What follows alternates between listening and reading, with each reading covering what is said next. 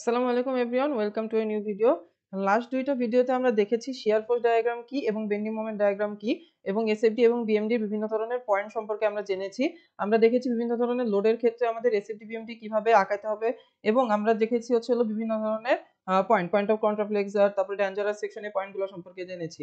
Second যে ভিডিওটা ছিল সেটাতে আমরা দেখেছি কিভাবে ক্যান্টিলিভার বিম এবং আমাদের সিম্পলি সাপোর্টেড বিমের এসএফডি বিএমডি আমরা আঁকাতে পারবো।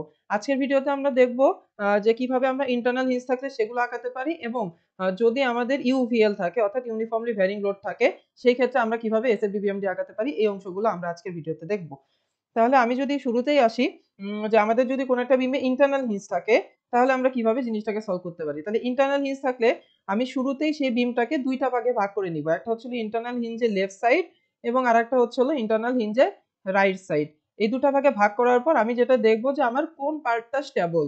আমি যদি লেফট পার্ট নিয়ে কথা বলি তাহলে এই পার্টে আমাদের সাপোর্ট শুধুমাত্র আছে একটা।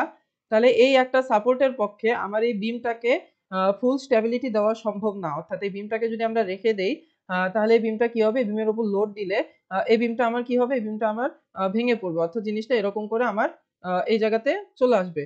আর যদি এই পার্টটা নিয়ে আমি কথা বলি তাহলে এইখানে আমাদের কি আছে, এখানে একটা সাপোর্ট আছে এবং এখানে একটা সাপোর্ট আছে। তাহলে আমার যখন দুইটা সাপোর্ট থাকতেছে তখন কি হচ্ছে, এর উপর আমি লোড দিলে এই বিমটা সেই লোডটা সাস্টেইন করতে পারতেছে এবং এটা আমার কি হচ্ছে, এটা বিমটাকে স্টেবিলিটি দিচ্ছে। তাহলে আমার এই লেফট সাইডটা হচ্ছে হলো আনস্টেবল এবং রাইট সাইডটা হচ্ছে হলো স্টেবল। এখন আমাদের ক্যালকুলেশন আমরা কিভাবে করব? আমাদের ক্যালকুলেশনের সময় সবসময় মাথায় রাখতে হবে আমরা শুরুতে আনস্টেবল পার্ট নিয়ে কাজ করব। তাহলে আনস্টেবল পার্টের ক্যালকুলেশন হওয়ার পর আমরা স্টেবল পার্ট নিয়ে কাজ করব।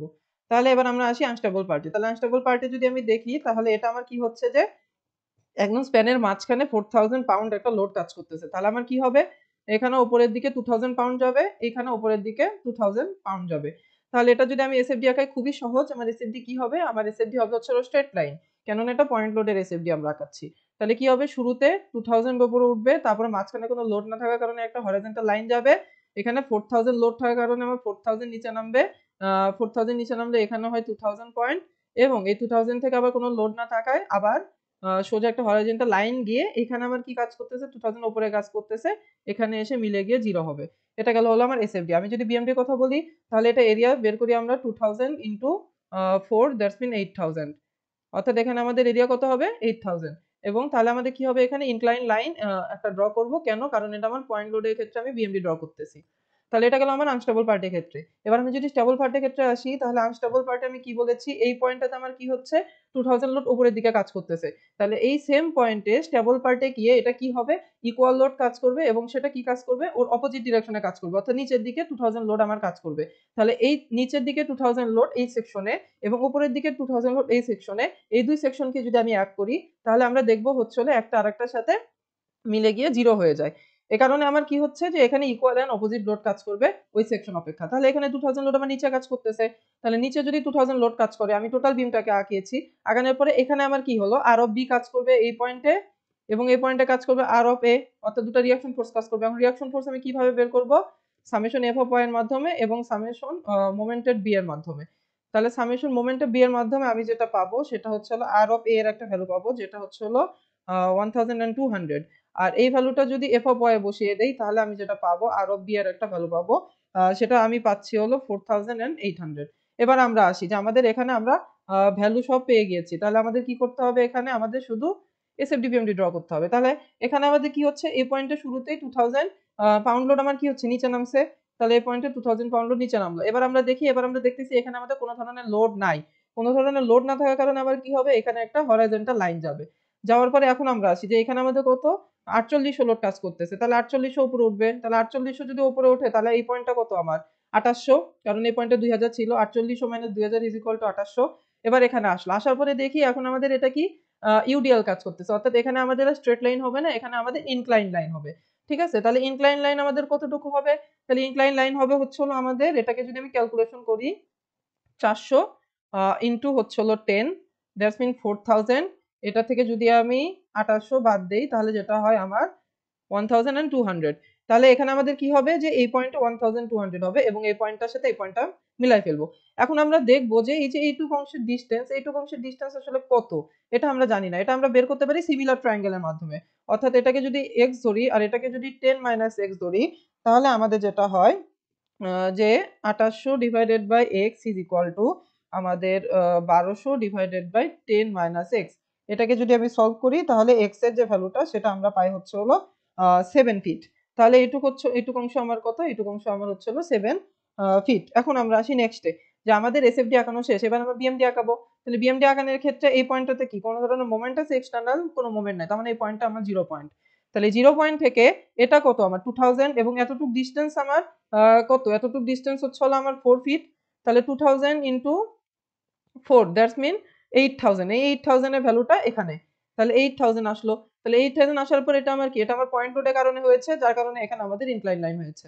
তাহলে এই 8000 আসার পর আমি দেখব হলো নেক্সটে কি? তাহলে নেক্সট আমাদের কাজ করতেছে ইউডিএল। তাহলে নেক্সটে যদি ইউডিএল কাজ করে তাহলে আমি সবার প্রথমে এইটুকের এরিয়া নিয়ে কথা বলবো। তাহলে এই পোরশনের এরিয়া কত? এই পোরশনের এরিয়া হচ্ছে হলো হাফ ইনটু 2800 ইনটু 7। তাহলে এটা যদি করি তাহলে আমি কত আসে? আমি একটু ক্যালকুলেট করে ফেলি। 9800 এটাকে যদি আমি করি তাহলে আমার যেটা আসে সেটা হচ্ছে হলো 9800। তাহলে এই 9800 থেকে যদি আমি 8000 বাদ দেই তাহলে যেটা আসে 1800। তাহলে এটাই এখানে লেখা আছে হচ্ছে হলো আমাদের 1800। তাহলে তারপরের পয়েন্টে আমি কি বলছি? যে এই 1800 থেকে আমি যদি এই অংশটুকু করি তাহলে এটার এরিয়া কত হচ্ছে? Half into 1200 into 3 that's mean আমাদের হচ্ছে হলো এখান থেকে যেটা আসে এটা করলে 600 এন্ড এখান থেকে আসে 1800। তাহলে এই 1800 আবার নিউট্রাল হয়ে যাবে। তাহলে এখানে আমরা এটা কত ডিগ্রি কার্ভ আঁকালাম? এটা আমরা আঁকালাম হচ্ছে হলো 2 ডিগ্রি কার্ভ। কেন? কারণ আমাদের এখানে কি ছিল? ইউডিএল ছিল। তাহলে আমরা হচ্ছে হলো এভাবে ইন্টারনাল হিন্স আসলে আমরা এভাবে সলভ করতে পারবো। এবার আমাদের আসতেছে হচ্ছে হলো ইউভিএল এর ক্ষেত্রে, অর্থাৎ ইউনিফর্মলি ভ্যারিং লোড যদি থাকে সেক্ষেত্রে আমরা কিভাবে সলভ করব? আমাদের সলভিং প্রসিডিউরটা একদম সেম, আমরা এতক্ষণ যেভাবে সলভ করেছি সেভাবে আমরা সলভ করতে পারি। তাহলে সবার আগে আমাদের যেটা বের করতে হবে সেটা হচ্ছে হলো, এটা যেহেতু ফিক্স সাপোর্ট এখানে আমাদের দুটো জিনিস কাজ করতেছে। একটা হচ্ছে হলো আমাদের আর অফ এ কাজ করতেছে, আর একটা কাজ করতেছে সেটা হচ্ছে হলো মোমেন্ট সবগুলো আমার কি যাচ্ছে দেখি আমরা অ্যান্টি ক্লকওয়াইজ যাচ্ছে। তাহলে সেই অ্যান্টি ক্লকওয়াইজ মোমেন্টকে রেজিস্ট করার জন্য আমার এখানে একটা ক্লকওয়াইজ মোমেন্ট ডেভেলপ করবে এটা। তাহলে এটাকে আমরা কিভাবে সলভ করতে পারি? আমি যদি সামেশন এফ ওয়াই করি তাহলে আমাদের যেটা হয় আর অফ এ এর একটা ভ্যালু পেয়ে যাই। সেটা আমরা পেয়েছি হচ্ছে হলো 87.5 কিলো নিউটন। দ্যাটস মিন এখানে আমাদের কত? 87.5 কিলো নিউটন কাজ করতেছে। এবং আমি যদি মোমেন্ট অফ এ বের করি ক্লকওয়াইজ পজিটিভ ধরে, সেই ক্ষেত্রে আমাদের মোমেন্ট অফ এ যেটা আসে সেটা হচ্ছে হলো আমাদের 145.83 এবং এটা কাজ করতেছে হচ্ছে হলো ক্লকওয়াইজ ডিরেকশনে। তাহলে আমাদের যে ক্যালকুলেশন দরকার ছিল সেই ক্যালকুলেশনটা শেষ। এবার আমরা কি করব? এবার আমরা খুব সহজে এসএফডি বিএমডি আঁকাবো। তাহলে এই পয়েন্টটা কি আমার 0 পয়েন্ট, এখানে আমার ইন্টেন্সিটি কি 0। তাহলে এই জায়গায় ইন্টেন্সিটি 0 এবং এখানে আমাদের 0 পয়েন্ট। তাহলে 0 পয়েন্ট থেকে আমাদের কি হবে? আমাদের ধীরে ধীরে লোড ইন্টেন্সিটিটা বাড়ছে এবং সেটা আমাদের কোথাতে গেছে আমরা সেটা ক্যালকুলেট করব। তাহলে এটা কি আমাদের একটা ট্রায়াঙ্গেল, এটা একটা ট্রায়াঙ্গেল হলে এটার লোড ইন্টেন্সিটিটা আমি লোডটা কিভাবে ক্যালকুলেট করব? হাফ ইনটু 35 ইনটু হচ্ছে হলো এটুকের ডিসটেন্স যদি আমি দেখি তাহলে এটা হলো আমাদের একটা 5 মিটার স্প্যান। এটা একটা 5 মিটার স্প্যান, দ্যাটস মিন 5। এটাকে যদি আমি ক্যালকুলেট করি তাহলে আমার যেটা আসে 87.5। 87.5 তাহলে 87.5 আমার কি হবে? আমাদের যেহেতু এটা নিচের দিকে গেছে নেগেটিভ লোড, তার মানে এটা কি হবে? নিচের দিকে যাবে। তাহলে নিচের দিকে 87.5 একটা পয়েন্ট, এই পয়েন্টটা হলো 87.5। এখন আমরা দেখব যে আমাদের কি হবে? এটা ইউভিএল। তাহলে ইউভিএল এর ক্ষেত্রে এসএফডি টা আমি কি জানি? আমাদের এসএফডি হবে 2 ডিগ্রি, বিএমডি হবে হচ্ছে হলো 3 ডিগ্রি। তার মানে এটা আমাদের কি একটা 2 ডিগ্রি কার্ভ হবে। এখন এটা 2 ডিগ্রি কার্ভ হলো, এখন আমাদের কি করব যে এই পয়েন্টটার সাথে আমরা কি করব? এই পয়েন্টটাকে এসে মিলাই দিব। ঠিক আছে? তাহলে এটা হচ্ছে হলো আমাদের 2 ডিগ্রি কার্ভ। এবার আমাদের যেটা আসতেছে বিএমডি, তাহলে এটার ক্ষেত্রে আমি 2 ভাগে ভাগ করতে পারি। একটা হলো আমরা এখানে মোমেন্টটা জানি, সেই হিসাবে আমি এখানে পয়েন্ট হিসেবে ধরতে পারি। আরেকটা হলো এর এরিয়া আমি ক্যালকুলেট করতে পারি। তাহলে এটার যে এরিয়া আছে 2 ডিগ্রি ক্ষেত্রে এরিয়া যেটা হয় 1/3 অফ BH। তাহলে 1/3 অফ B এর ভ্যালু হচ্ছে হলো 5 এন্ড H এর ভ্যালু হলো 87.5। এটা যদি করি তাহলে আমাদের অ্যানসার চলে আসে। তাহলে এটা আমাদের কি? এটা আমাদের হচ্ছে হলো 3 ডিগ্রি কার্ভ হলো। তাহলে এই 3 ডিগ্রি কার্ভটা আমাদের কি হবে? আমাদের 0 পয়েন্ট থেকে আমাদের 0 পয়েন্ট থেকে আমরা কি করব যে এই জায়গাতে 145.83 একটা পয়েন্ট আসবে। তাহলে সেই পয়েন্টটাকে আমি যদি এড করে দেই তাহলে আমার অ্যানসার চলে আসবে এবং এটা যে পয়েন্টটা আছে এটা হচ্ছে আমাদের 3 ডিগ্রি কার্ভ। এবার আমাদের আসতেছি সেম প্রবলেম, কিন্তু এইখানে আমরা একটা দেখি পার্থক্য কি ছিল। এখানে আমাদের ম্যাক্সিমাম ইন্টেন্সিটিটা ছিল সাপোর্টে এবং এখানে আমাদের সাপোর্টে হচ্ছে হলো 0 ইন্টেন্সিটি। আমাদের সাপোর্টে 0 ইন্টেন্সিটি। তাহলে এই ধরনের প্রবলেমের ক্ষেত্রে আমরা কিভাবে সলভ করতে পারি? আমাদের সলভিং প্রসিডিউর একদম সিমিলার। আমাদের যে ফোর্সটা আসবে সেটা আসবে হলো 87.5 এবং এখানে আমাদের কি অ্যান্টি ক্লকওয়াইজ মোমেন্ট ডেভেলপ করা, এখানে আমাদের একটা মোমেন্ট আসবে, সেটাও আমাদের সেম। নো, সেটা আমাদের সেম না। এখন এখানে আমাদের কাহিনী আছে। এখানে কি ধরনের কাহিনী কাজ করতেছে? আমাদের এখানে ইন্টেন্সিটিটা চেঞ্জ হয়ে গেছে। ইন্টেন্সিটি চেঞ্জ হওয়ার কারণে আমাদের কি চেঞ্জ হয়ে যাবে? সেন্ট্রয়েড চেঞ্জ হয়ে যাবে। তাহলে আমি যদি এখানে মোমেন্ট অফ এ নেই, তাহলে আমাদের যে ভ্যালুটা আসে সেটা হচ্ছে হলো M of A is equal to half into 35 into 5 into 2/3 of 5। আমাদের গত ম্যাথের ক্ষেত্রে ছিল 1/3 অফ 5। তা কেন এটা 2/3 অফ 5 হলো? কারণ আমি জানি আমার যে সেন্ট্রয়েডটা আছে, এই সেন্ট্রয়েডের ডিস্টেন্স এখান থেকে 2/3 অফ বি এবং এখান থেকে 1/3 অফ বি। অর্থাৎ আমাদের বেস যে ইন্টেন্সিটি যেখানে ম্যাক্সিমাম বেসের, সেখান থেকে আমরা 1/3 ক্যালকুলেশন করি। তাহলে এখান থেকে আমাদের কি 2/3 অফ বি, তাহলে 2/3 অফ বি আমি বসাই, এখান থেকে আমি যে মোমেন্টটা পাইলাম সেটা হচ্ছিল 291.67। আমাদের আর কোনো চেঞ্জ নাই, এইটুকুই শুধু চেঞ্জ আছে। তাহলে এখানে ক্লকওয়াইজ কতটুকু মোমেন্ট কাজ করতেছে? 291.67। তাহলে এখন আমরা আসি যে আমাদের এই যে পয়েন্টটা আছে, এই পয়েন্টটা আমাদের কি 0 পয়েন্ট। তাহলে এটা যদি আমাদের 0 পয়েন্ট হয় এবং এই জায়গাটাতে আমাদের কি ইন্টেন্সিটি ম্যাক্সিমাম এবং এই জায়গাটাতে ট্রায়াঙ্গেলের ইন্টেন্সিটি 0, তাহলে আমি কি বলেছিলাম আমাদের সিম্পলি সাপোর্টেড এবং ক্যান্টিলিভারের ক্ষেত্রে, যে আমি যখন কার্ভ ড্র করব তখন আমি দেখব আমার ট্রায়াঙ্গেলের কোন পয়েন্টে ইন্টেন্সিটি 0 থাকে এবং সেই পয়েন্টে আমি কি করব, সেই পয়েন্টে আমি মোমেন্টের স্লোপটাকে 0 ধরবো। তাহলে আমার এই পয়েন্টে কি হচ্ছে যে ইন্টেন্সিটি 0, তাহলে এই জায়গাতে আমাদের মোমেন্টের স্লোপ 0। তাহলে এখান থেকে আমি কি করব, একটা ছোট্ট একটা সোজা লাইন টানলাম। তাহলে আমি কি করব, যেহেতু এখানে ছোট্টতে লাইন শুরু করছি, তাহলে এখান থেকে আমি কি করব, এই জিনিসটাকে অ্যাড করে দিব এটা, এবং এটা কি হবে, এটা আমাদের 2 ডিগ্রি কার্ভ হবে এবং এখানে 87.5 আসার পর আমার যে রিঅ্যাকশনে 87.5 আছে সেটা আমার এখানে উপরে উঠে যাবে এবং এখানে 0 হয়ে যাবে।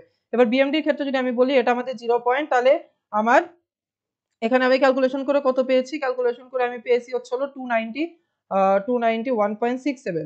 তাহলে 291.67 যদি আমি পাই, তাহলে এখানে আমাদের কি হবে? আমাদের হচ্ছে হলো 0 পয়েন্ট থেকে আমরা কি টানবো? আমাদের 0 পয়েন্ট থেকে 291.67 পয়েন্টে একটা আমরা হচ্ছে হলো কার্ভ টানবো। ঠিক আছে? এই কার্ভ যদি আমি টানি, তাহলে আমাদের এখানে এই পয়েন্টটা পেয়ে যায়। এটাকে আমি অনেক সময় দেখা যায় যে অনেকেই জিজ্ঞেস করে যে ভাই আমি তো সবসময় এসএফডির এরিয়া থেকে জিনিসটা ক্যালকুলেশন করি। তাহলে সেভাবে কিভাবে করব? এটার এরিয়া সমান কত? এটার এরিয়া হচ্ছে হলো 2/3 অফ বিএইচ। তাহলে এটার এরিয়া 2/3 অফ বিএইচ হলে এটার সাথে 5 ইনটু হচ্ছে হলো 87.5, এখান থেকেও আমাদের সেম ভ্যালুটা আসে। তাহলে এখানে আসলো, আসার পর আমার কি হবে? আসার পর আমার এটা উপরে উঠে যাবে এবং এই পয়েন্টটার 0 আসবে। এই ছিল আমাদের হচ্ছে হলো ইউভিএল এবং ইন্টারনাল হিঞ্জের ক্ষেত্রে বিভিন্ন ধরনের প্রবলেম। আমাদের আরেকটা মাত্র ভিডিও বাকি আছে এই পার্টে, সেটা হচ্ছে হলো আমি বিভিন্ন ধরনের কোশ্চেন ব্যাংকে কি ধরনের এসএফডি এবং বিএমডি আসছে সেগুলো একদিন আমি সলভ করে দেখাবো, বিভিন্ন ধরনের জবের কোশ্চেনে যেগুলো আসছে। আজকের ভিডিও এই পর্যন্তই। Thank you everyone. See you in the next video.